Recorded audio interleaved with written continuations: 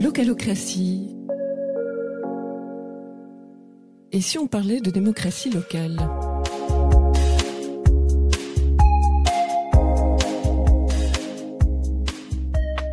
Troisième rencontre de ce type, Maurane Ogne est conseillère communale. Elle siège dans la minorité de sa commune, mais là n'est pas la raison pour l'inviter au micro de Localocratie. Maurane est ce qu'on appelle une candidate d'ouverture, et elle siège aujourd'hui comme conseillère citoyenne. Cela signifie qu'elle n'a pas déclaré d'appartenance à un parti, et entend ainsi représenter toutes et tous les citoyens de sa commune. Convaincue que la politique ne se limite pas à un conseil communal, elle nous expose ses idées d'amélioration à apporter à notre système démocratique, tout en expliquant les difficultés auxquelles elle a dû faire face, du manque de formation aux réactions des autres élus et élues.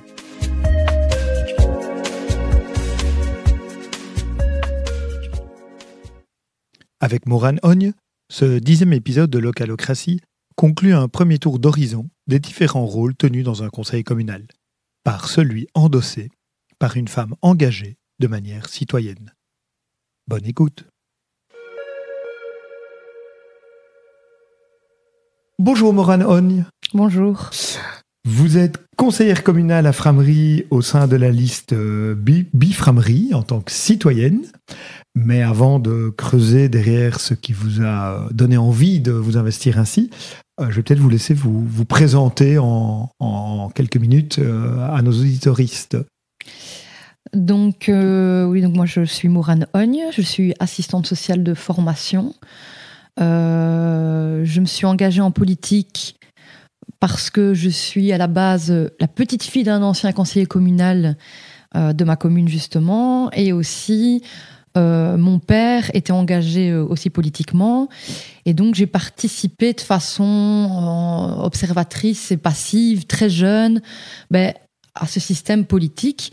Et je me rappelle enfant, vraiment, les revendications politiques de mon père, qui était très engagé humainement et sur le plan écologique, avec un militantisme assez prononcé. Et donc, j'ai pu très jeune, observer les failles de système, parce que voilà, c'était toujours dans l'opposition, comme je le suis moi également, et surtout au niveau local. Et surtout, ce que j'ai remarqué, c'était un peu les querelles et les attaques interpersonnelles, en tout cas à ce niveau-là, quand j'étais plus jeune. Et dans l'adolescence et en grandissant, j'ai toujours eu cette fibre sociale et militante. Et lorsque je me suis engagée en politique, donc en 2018, j'avais vraiment à cœur de porter un projet politique citoyen. Et c'est pour ça que j'ai choisi un parti, une liste d'ouverture, où j'avais la possibilité de ne pas être étiquetée. Mmh. Important pour vous de ne pas être étiqueté et de bien pouvoir faire souligner le fait que c'est citoyen, votre engagement, et pas partisan, quelque part ? Oui, c'est ça. J'avais vraiment à cœur d'être le porte-parole de ceux qu'on n'entend pas, de ceux qu'on n'écoute pas. Et donc voilà, je voyais bien qu'il y avait un désintérêt par rapport à la politique, et c'est pour ça que je me suis engagée en me disant, pourquoi pas faire porter ma voix de cette manière-là. Des intérêts, et donc vous venez de le dire, cet intérêt, il a été nourri par le fait de voir des membres de votre famille s'impliquer en politique.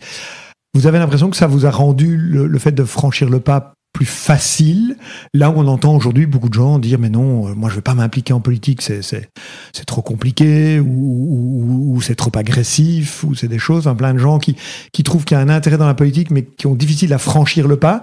Vous, le fait d'avoir côtoyé finalement de près des personnes qui en faisaient, d'avoir pu en discuter, j'imagine, de manière informelle aussi, ça vous a aidé ?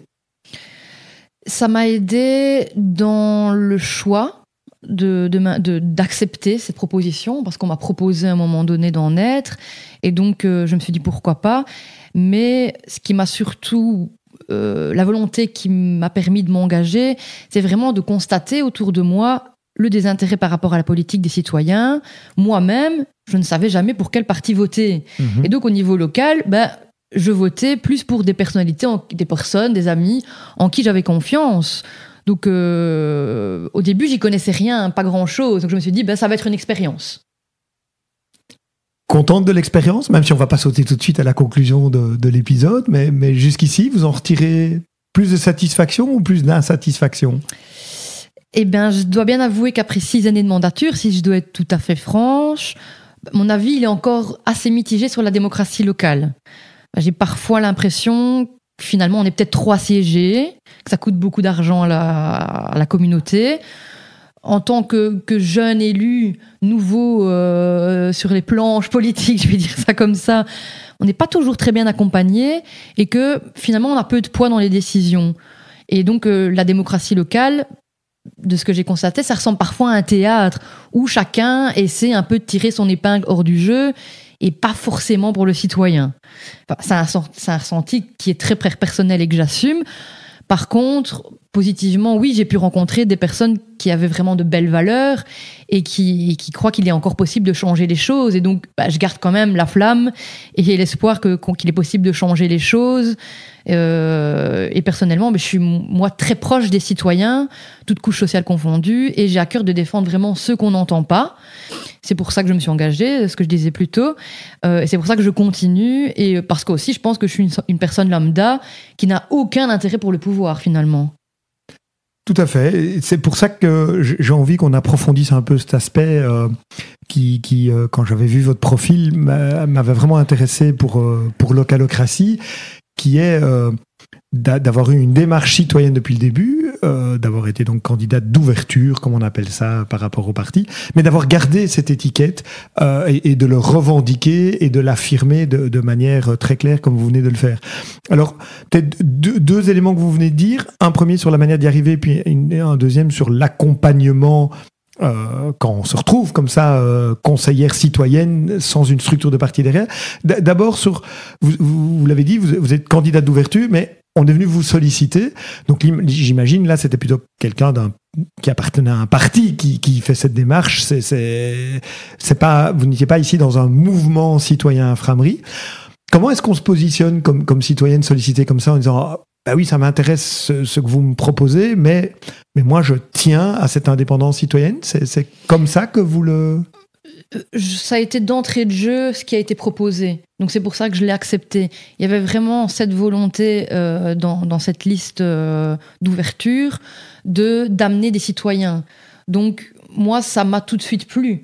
Je savais que je n'avais pas du tout de forcing pour adhérer à tel parti ou à d'autres partis. Et je trouvais justement intéressant qu'il y ait plusieurs partis qui se rassemblent. Je trouvais ça beau, en fait. Et sur papier et dans la réalité. Parce que quand on fait des réunions, et vraiment, c'est ce que je ressens, je ne vois aucune différence entre les différents partis qui se rassemblent autour de notre mouvement. On sent pas, donc d'où chez nous il y a Écolo et les engagés principalement. Il n'y a pas de querelle de partis et pas de sollicitations qui soient plus régionales ou fédérales ou ce genre de choses, parce qu'on a quand même 2 députés qui font partie de notre groupe. Il y a vraiment une cohésion de groupe qui veut vraiment faire porter la parole des citoyens. Pour la commune de Frameries. Donc, on est vraiment centré là-dessus. Et donc, pour moi, c'est très, très clair dès le départ. Et c'est pour ça que ça m'a plu.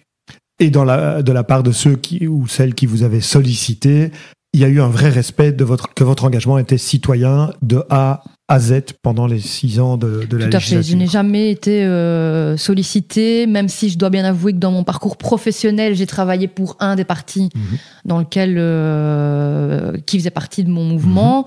Mais voilà, j'y ai travaillé quelques mois. Ça a été aussi une partie de ma vie politique où j'ai découvert d'autres choses, aussi à un niveau local. Mais on ne m'a jamais demandé de prendre de carte de parti. Voilà. Autre volet de cet engagement citoyen que vous évoquiez, c'est la difficulté de l'apprentissage, le fait que on devient du jour au lendemain presque conseillère communale. Tout d'un coup, il y a des dossiers avec le formalisme des dossiers communaux, etc. Certains disent, oui, c'est là que la structure d'un parti derrière est utile parce qu'il y a des gens avec de l'expérience, parce qu'il peut y avoir l'analyse d'un parti, des cellules de référence auxquelles les conseillers du parti peuvent faire appel. Quand on est citoyenne, on n'a pas tout ça.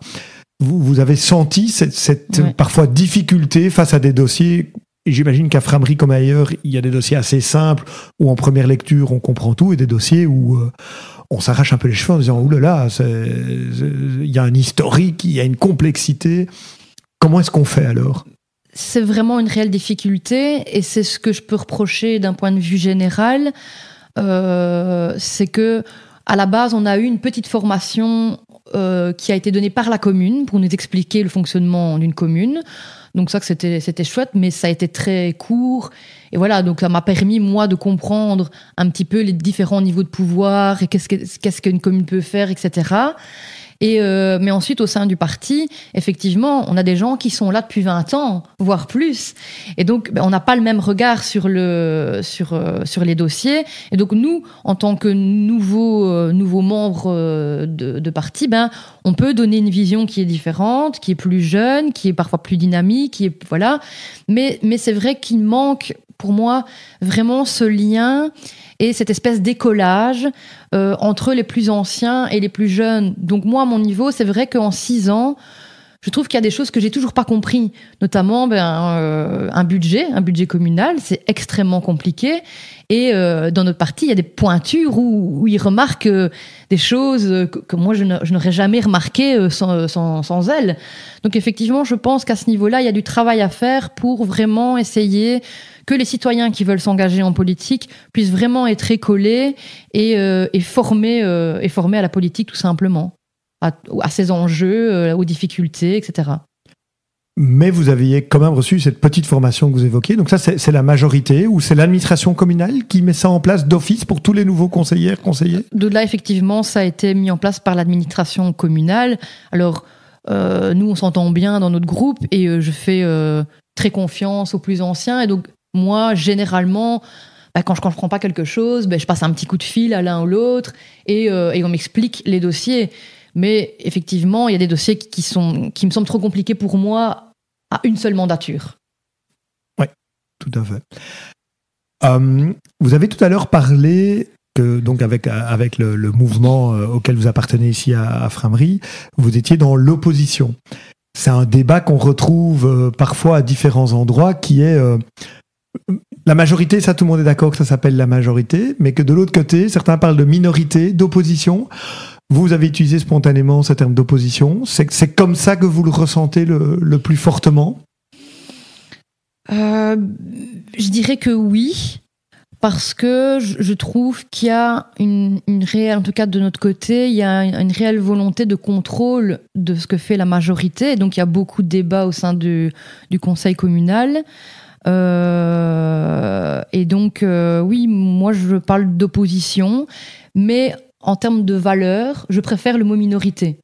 Parce qu'effectivement, je pense que une critique que je pourrais faire par rapport à la démocratie locale, c'est justement cette difficulté parfois de travailler ensemble de concert et qu'on soit dans l'opposition et dans la majorité, de parfois essayer de trouver des ponts et des points de convergence qui font qu'on puisse avancer sur des dossiers qui soient utiles pour les citoyens et sortir de ce côté politique politicienne qui se fait parfois ressentir. En tout cas, moi, en tant que citoyenne, je le ressens. Vous l'avez ressenti dans certains dossiers, j'imagine, qui sont parfois emblématiques des idées, qu'elles soient de gauche ou de droite. Vous avez des souvenirs d'autres dossiers où vous avez plus senti ce côté « on travaille ensemble pour le bien de la commune » ?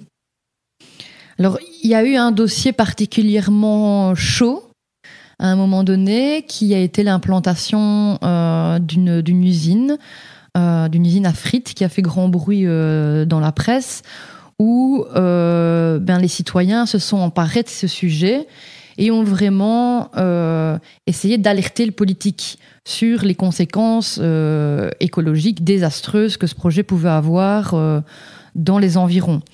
Et moi, j'ai pu remarquer à ce moment-là cet élan citoyen où il y a eu vraiment des groupes de travail citoyen totalement apolitiques, du théâtre-action, des choses vraiment de sensibilisation à la nature, etc. Où le politique, là, en fait, s'est rendu compte, en fait, les citoyens, ils ont des choses à dire, on doit les écouter, et là, effectivement, ils ont raison, il y a un problème.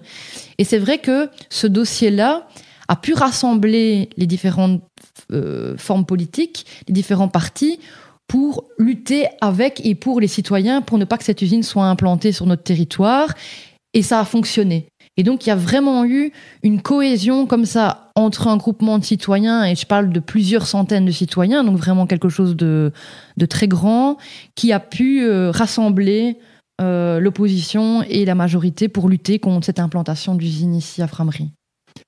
Et vous avez l'impression que si les citoyens, les citoyennes ne s'étaient pas mobilisés, ça ne se serait pas passé de la même manière, qu'il y avait besoin de ce signal des gens qui habitent dans le coin pour que le politique se mobilise et soupèse les enjeux avec vraiment une vision collective? Clairement, il y a eu une pression citoyenne tellement forte que je pense qu'à un moment donné, le politique s'est dit, ben voilà, si on les écoute pas, ça va mal tourner pour nous.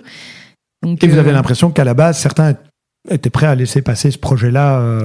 La majorité était prête à passer ce projet-là. N'avait pas réalisé les enjeux et les difficultés, effectivement. Très bien.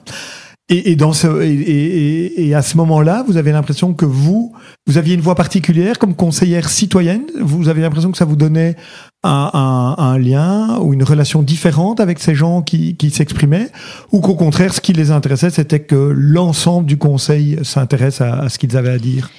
Alors moi, j'ai préféré rester plutôt en amont, parce que malgré que je sois une citoyenne engagée, je reste une figure politique, et donc moi, tout ce que je déteste en politique, c'est tout ce qui est récupération politique. Ça, c'est vraiment quelque chose qui me dérange à titre personnel. Et donc, j'ai participé à quelques manifestations, j'ai été présente, voilà, il y a eu des spectacles de théâtre-action et ce genre de choses. Je connaissais des gens amicalement qui étaient impliqués dans ce registre. Mais c'est vrai que j'ai quand même tenu ma position de politique. Et donc, j'ai plutôt fait partie de mon groupe et suivi mon groupe à ce niveau-là, plutôt que de m'engager en tant que citoyenne réellement. Oui, et donc ne pas vouloir être accusé d'être en conflit d'intérêts ou en récupération à titre personnel sur l'enjeu. Mais vous l'avez suivi avec intérêt, si je vous entends bien. Voilà, c'est ça, exactement. Vous formuliez tout à l'heure le fait que votre groupe mettait beaucoup d'énergie à contrôler, entre guillemets, ce que fait la majorité, ce que propose la majorité. Vous diriez que c'est surtout là le rôle de conseillère, de conseiller de minorité ou d'opposition, qui est cet enjeu démocratique de s'assurer qu'il n'y a pas de dérive du pouvoir, qu'il n'y a pas une tentative autocratique? C'est ça, exactement. Je pense que le rôle de l'opposition ou de la minorité, peu importe comment on le conçoit, ben c'est vraiment de contrôler en fait s'il y a des bonnes pratiques, s'il n'y a pas de problèmes de démocratie, justement. C'est aussi de proposer des projets, des motions. J'en ai déposé également 2 pendant mon mandat. Donc c'est vraiment aussi de travailler de concert et d'aller vérifier que les choses soient en règle et de vérifier que les gens qui ont été élus représentent bien le citoyen. Et donc quelque part, comme la majorité prend le leadership dans l'exécution, la minorité prend le leadership sur le côté gardien de la démocratie. C'est ça, exactement. Ouais. Vous évoquez des motions, donc ça c'est une prérogative de toute conseillère communale qui est le droit d'initiative de déposer un texte en demandant qu'il soit débattu et idéalement accepté par le conseil communal quand on pense qu'il y a quelque chose typiquement que la majorité n'était peut-être pas en train d'envisager. Quelle expérience vous retirez? Quelle a été la réception de la majorité? Et vous, quel est le constat que vous posez après ces deux motions déposées?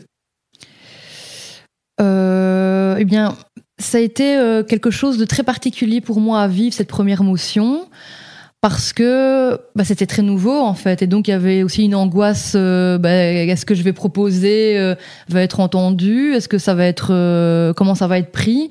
Est-ce que ça va être pris au sérieux? Donc moi, ma première motion, elle concernait l'instauration d'un repas végétarien par semaine dans les écoles communales. D'une part pour des soucis de santé publique, mais aussi pour une meilleure conscience environnementale. Et donc il y a eu un vote à l'unanimité, pas pour instaurer directement ces repas végétariens, mais en tout cas pour qu'il y ait un groupe de travail. Alors, j'ai trouvé ça intéressant parce qu'on a pu se mettre autour de la table, justement, et travailler de concert entre majorité et opposition et recueillir un peu l'avis de tous. Donc, moi, je suis arrivée à un repas toutes les 2 semaines au lieu de toutes les semaines. Voilà, il faut faire des compromis en politique. Et donc j'ai obtenu ça. Après, effectivement, la déception que j'ai eue, c'est cette récupération politique derrière. Donc, j'ai déposé 2 motions et à chaque fois... c'est mis en avant par la majorité comme quelque chose que eux ont mis en place. Et donc, moi... Ce qui est factuellement vrai, puisque, in fine, c'est eux qui donnent instruction à l'administration de le faire, mais ils oublient peut-être de dire que l'idée, c'est vous qui l'aviez mis sur la table. C'est ça. Après, moi, je ne cherchais pas forcément à être reconnue comme celle qui avait mis ça en avant. D'ailleurs, ce projet de motion, il a suscité aussi beaucoup de critiques au niveau citoyen. Donc, c'était pas non plus une motion sexy, entre guillemets. Mais je trouve que voilà, le courrier qui a été annoncé aux citoyens pour expliquer la démarche, j'aurais bien voulu y être associée, pouvoir aussi réfléchir à comment écrire ce courrier, comment amener les choses, etc. Et y être associé simplement et pas uniquement le bourgmestre et le président du CPS, puisque les repas étaient à l'époque organisés par le CPS, simplement. Et même constat sur la deuxième motion Alors la deuxième motion, c'était sur la précarité menstruelle. Et j'avais à cœur d'un peu sortir des tabous, des règles et ce genre de choses. Et je voulais qu'il y ait des distributeurs dans des lieux spécifiques avec des protections hygiéniques gratuites. Et notamment en fin de primaire, ce genre de choses, dans les comités de quartier, les plans de cohésion sociale, etc. Ça a été voté à l'unanimité. J'ai plus jamais eu de nouvelles. Et récemment... je vois qu'il y a eu une motion, la même exactement, qui a été proposée au sein du conseil du CPS. Et donc, ça a été fait, mais personne ne m'a jamais contacté et n'a jamais travaillé avec moi de concert pour mettre ça en place. Donc, c'est mis en place, tant mieux. Il y a des endroits où... je trouve que les endroits où ça a été mis, pour moi, ne sont pas ceux que j'aurais choisis. Mais voilà, encore une fois, une récupération qui, moi, ça démoralise un petit peu, en fait. Ça donne plus trop envie de... À des moments donnés, ça donne plus envie de travailler, en fait. Parce qu'on se dit, en fait, je travaille pourquoi, en fait, finalement. Si j'entends ce que vous dites correctement, c'est vous avez réussi par 2 fois à avoir un impact sur la commune et la collectivité, mais vous trouvez que la méthode, à un moment donné, n'est pas tout à fait celle que vous espériez. J'aurais voulu, en tout cas, prendre plus part au travail en amont et après la motion. Donc vraiment m'impliquer, être invité à des réunions, pouvoir réfléchir ensemble, avec des associations, etc. Mais voilà, ça s'est pas fait. Et donc, je trouve ça un petit peu décevant, en effet. On prend l'idée, mais on ne coopère pas dans sa réalisation. C'est ça, exactement. On vient là maintenant d'évoquer déjà plusieurs aspects de votre vie de conseillère communale. Mais si vous essayez de prendre un point de vue un peu plus global et synthétique, finalement, qu'est-ce que ça implique ? Quelles sont les responsabilités qui sont liées au fait de devenir conseillère ? Quel est le temps à consacrer à la collectivité une fois qu'on a accepté de devenir conseillère ? Alors donc moi je siège au conseil communal qui se déroule 1 fois par mois. En plus de ça, il y a quelques commissions dans lesquelles je siège également, et ainsi que dans des CA et des AG, et c'est des choses qu'on fait bénévolement. Pas le conseil communal, on a une rémunération qui est très minime. On s'imagine toujours que les politiciens gagnent énormément, mais c'est pas le cas. En termes de temps, on n'est pas gagnant. En termes de temps et d'argent, on n'est pas gagnant, ça c'est sûr. Non, parce que je pense qu'on peut peut-être le dire. Oui, le jeton de présence à Frameries, c'est de... Il est de plus ou moins 150 € brut, avec une partie qu'on doit remettre à notre parti pour les prochaines élections, qui coûtent aussi énormément d'argent. Et donc, dans ma poche, j'ai peut-être 50 € par mois. Voilà, on peut le dire clairement. Et pour les 2, 3 ou 4 heures que dure un conseil communal et toute la préparation des dossiers au préalable. Plus les CA et les AG qui, là, sont de toute façon bénévoles. Donc, en tant que citoyenne, on a un devoir d'exemplarité, ça c'est sûr. Donc, on peut faire des propositions, des motions. Donc, ça prend aussi énormément de temps. Des divers aussi, on peut remonter la parole des citoyens comme ça. Mais moi, personnellement, je préfère partager un café avec un citoyen et discuter de ce qu'il ou elle aspire, de ses difficultés, de ce qu'il rencontre au quotidien, et de l'aider plutôt dans l'ombre. Donc ça, c'est vraiment le rôle de politique citoyenne que j'aime. C'est vraiment essayer d'aller contacter les échevins compétents par rapport à la problématique, ou le bourgmestre avec qui j'ai des relations cordiales. Et donc, j'accorde peu d'implication au sein vraiment du conseil communal, parce que dans mon groupe, il y a des pointures qui connaissent bien les dossiers. Donc voilà, je suis admirative et donc j'écoute ça et j'apprends beaucoup. Mais moi, je suis plus sur le terrain. Et je souhaite vraiment garder ma casquette de citoyen engagé. Donc, dans mon privé, je suis vraiment beaucoup sollicitée, que ce soit sur les réseaux sociaux, par téléphone, dans la rue. On nous reconnaît soudainement, donc on sait, t'es conseillère communale, j'ai quelque chose à te dire, ça va, ça ne va pas. Et donc, en plus de son boulot personnel, ma vie personnelle aussi et familiale, c'est parfois difficile de jongler et d'être entièrement disponible. J'essaie de faire de mon mieux. Et en politique, on apprend chaque jour. C'est à la fois donc enrichissant sur le plan humain et intellectuel, donc ça nous rapporte quelque chose aussi humainement. Et puis vous évoquiez très rapidement que vous siégez de par l'implication communale dans certains CA, certaines AG. Pour les auditoristes qui n'ont peut-être aucune idée de quoi on parle, vous savez donner quelques exemples d'endroits où vous siégez ? Oui, je siège notamment ici à Sparco, donc anciennement appelé le PAS, qui est un parc scientifique. Qui dépend de la commune de Frameries et plus largement de la région, en fait. Oui, plutôt de la région, oui. Je siège également à Visite-Mons. Je siège au centre culturel de Frameries, dans le plan de cohésion sociale. Voilà, il y a plusieurs casquettes. Alors, on ne peut pas être partout, parfois c'est difficile. Moi, j'ai fait mes études en cours du soir ces 3 dernières années, donc je devais aussi jongler avec ça. Et il y a des moments qui sont fort chargés au niveau timing. Mais bon, j'essaie de pouvoir aller un maximum, en tout cas au CA, aux AG. Parfois, c'est moins évident d'y participer en termes de temps. Mais en fait, tout le monde ne réalise pas toujours que tous ces lieux sont quelque part administrés indirectement par le pouvoir communal. Parce que ce ne sont pas des lieux autonomes, ce sont des lieux qui ont des relations diverses et variées avec la commune où ils sont installés ou dont ils dépendent administrativement ou financièrement. Et donc, c'est ça aussi le rôle des conseillers, qu'ils soient de majorité ou de minorité, c'est d'aller faire vivre ces lieux et de se mêler de la gouvernance de ces lieux, en fait. Oui, c'est ça, et c'est vraiment essayer aussi de créer un partenariat aussi, et de faire des ponts entre les différentes structures, et de pouvoir vraiment co-construire un projet commun dans les différentes communes et pour le citoyen, quoi. Et ça en remet un petit peu plus dans l'agenda, alors que comme vous le soulignez, comme conseiller de minorité, on continue de mener sa vie professionnelle tout à fait normale. C'est exact, en effet. Donc parfois, il faut faire des choix et on ne sait pas être partout à la fois. Finalement, une conseillère citoyenne, on peut voir ça comme un bel exemple de participation de quelqu'un d'ordinaire, au sens strict, absolument aucun côté péjoratif là-dedans. À l'heure où on parle beaucoup de démocratie participative, et comme si la démocratie ne l'était pas, ou ne l'était jamais, ou pas assez. Qu'est-ce que vous en pensez ? Comment vous ressentez votre rôle par rapport à cette participation citoyenne, c'est comme ça qu'on l'appelle souvent. Est-ce que vous avez l'impression que vous y contribuez, et puis vous voyez peut-être des pistes d'amélioration, de choses à faire autrement ? Alors, concernant la démocratie participative, c'est vrai que c'est un débat qui est un peu parfois compliqué. Moi, je constate qu'il y a 2 mouvances. Il y a...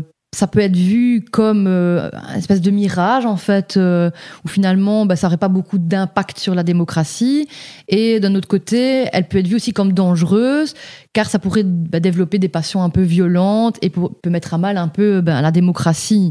Moi, en ce qui me concerne, je pense que la démocratie participative, ça peut vraiment permettre l'émancipation des citoyens, une mise en action qui permettrait de co-construire ensemble une démocratie locale et plus juste. Et pour ça, je pense qu'il faut vraiment permettre à chaque citoyen de développer son pouvoir d'agir grâce à des formations, comme je le disais aussi tout à l'heure, de vraies consultations citoyennes, une redistribution de pouvoir équitable, grâce par exemple à des référendums, des pétitions, des consultations populaires. Mais dans la réalité, moi je constate que c'est pas toujours évident, parce que prendre uniquement en compte l'avis des citoyens, c'est pas suffisant. Il faudrait plutôt une vraie délibération et une décision commune avec plus d'informations. Mais je le rappelle, et ça vraiment c'est quelque chose dont je suis convaincue et que je crie haut et fort, la politique, c'est pas uniquement siéger au sein d'un conseil communal.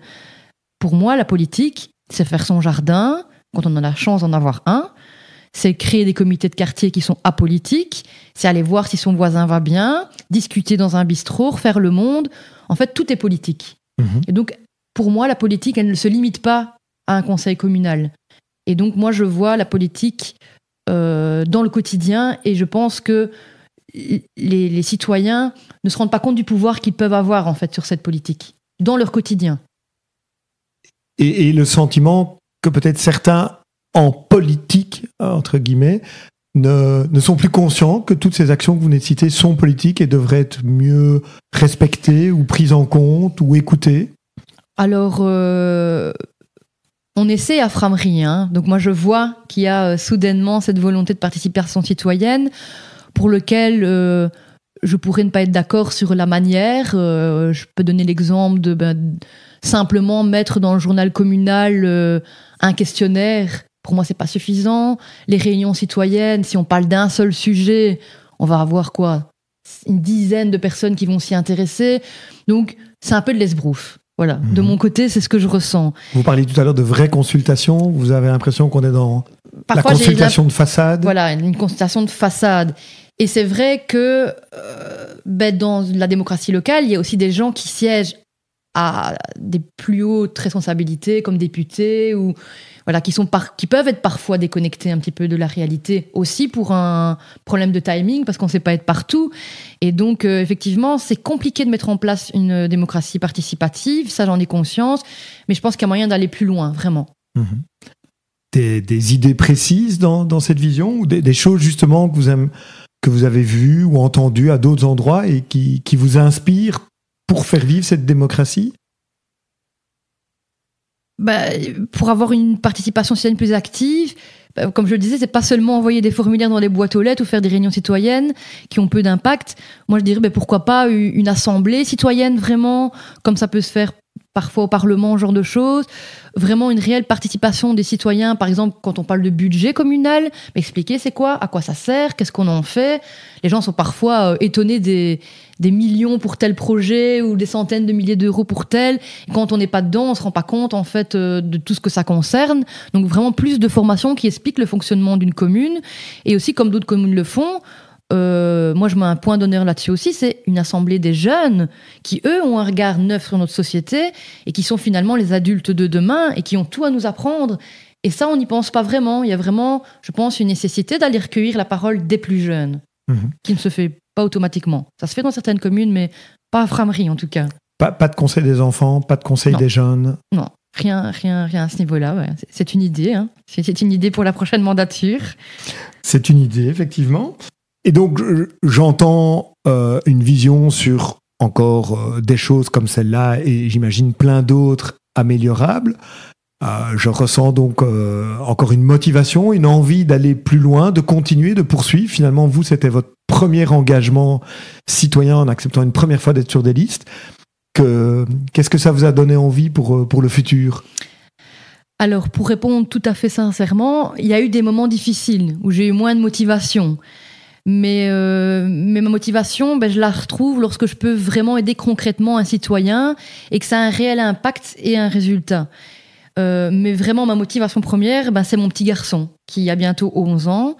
Et je crois que c'est vraiment important pour lui de voir sa mère, une femme, qui participait justement à cette démocratie locale. D'ailleurs, régulièrement, il me soumet ses idées, ses envies, mais aussi ses craintes, ses observations sur sa commune. « Ah maman, là, c'est quoi toutes ces poubelles ? Là, c'est pas assez propre. Et pourquoi on fait pas un terrain de foot là-bas ?» Et donc, il me sollicite comme ça.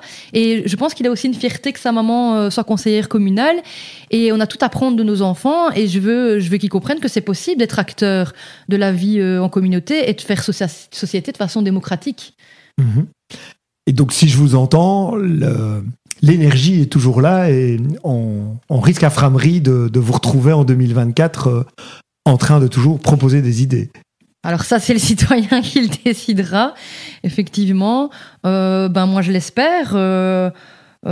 J'espère vraiment pouvoir être réélue parce que la première mandature, c'est vraiment une première expérience où on apprend, où on assimile aussi des informations. Donc, c'est pas évident de tirer son épingle du jeu, de proposer des choses.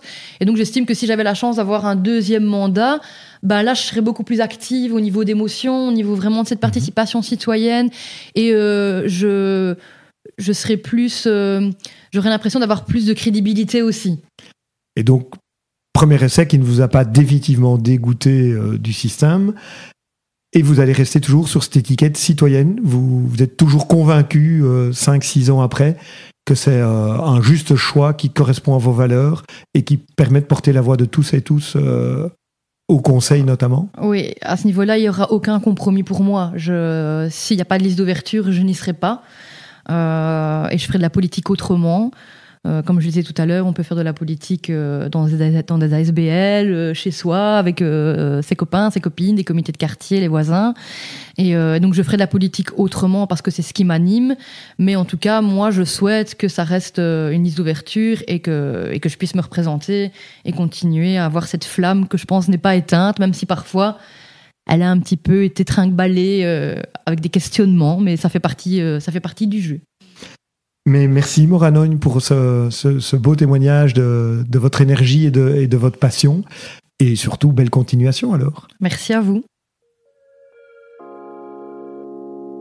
Et voilà, cet épisode de Locralocratie est terminé. J'espère qu'il vous a plu et pourra contribuer, d'une manière ou d'une autre, à alimenter des réflexions, des débats sur notre vivre ensemble au niveau local.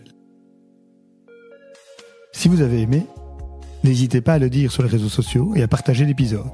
Si vous avez des questions, des suggestions de sujets ou d'invités, contactez-moi. Très belle suite de journée ou de nuit, c'est selon, et je vous dis à très bientôt avec un nouvel épisode.